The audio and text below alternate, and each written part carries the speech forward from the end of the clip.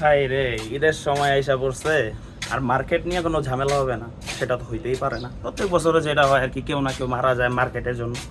এবারও তাই হয়েছে, চট্টগ্রামের নিউ মার্কেটে এক দম্পতি গেছিল মার্কেটে মার্কেট করতে। তো সেখানে হয়েছে কি, মেয়ের দামি জুতা পছন্দ হয়ে গেছে আর সে তার হাজব্যান্ডে সেটা দিতে বলছে, হাজব্যান্ডে দিতে পারে নাই দেখে হাজব্যান্ডে এভাবেই অপমান করছে যে হাজব্যান্ডের সেটা সহ্য হয় না, নিজের গলায় চাকু দিয়া পোজ দিয়া আত্মহত্যা করে মারা গেছে, আত্মহত্যা করছে।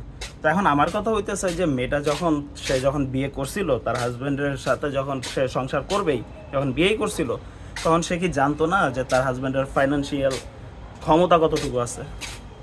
মানে একটা জুতার জন্য এইভাবে কথা বলতে হবে যে ছেলেটার এতটাই মনে করেন আঘাত লাগবে মনে যে সে সুইসাইড করে নিবে? এটা তো নর্মাল চারটাখানিক কথা না, না? এখন কি বলবো ভাই এই যুগের মেয়েদেরকে, যারা নাকি নিজের মা বাপ, হাজব্যান্ড কারোর কথাই চিন্তা করে না। তাদের দরকার টাকা, তাদের দরকার ভরপুর মার্কেটিং। আর এই মার্কেটিংয়ের জন্য তার হাজব্যান্ড, তাদের বাবা কি কষ্টটা করে সেটা তাদের দেখার দরকার নেই, তাদের দরকার টাকার।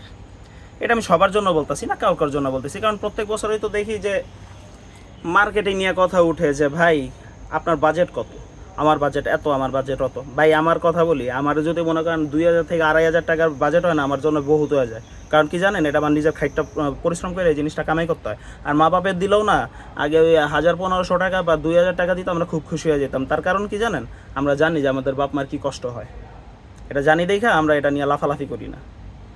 কি বলবো ভাই আজকালকার মেয়েদের কথা, আল্লাহ মাফ করুক, এরকম বউ যাতে কারোর কপালে না জুটে।